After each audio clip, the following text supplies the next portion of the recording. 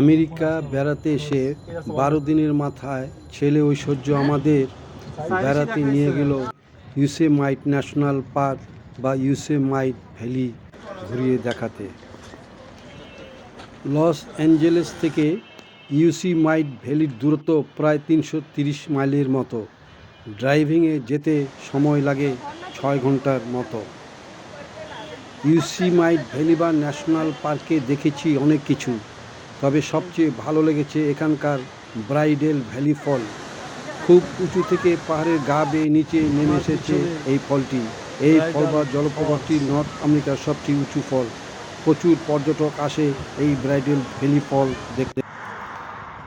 2024 সালের 24শে জুন এই ফলটি আমরা এক্সপ্লোর করি।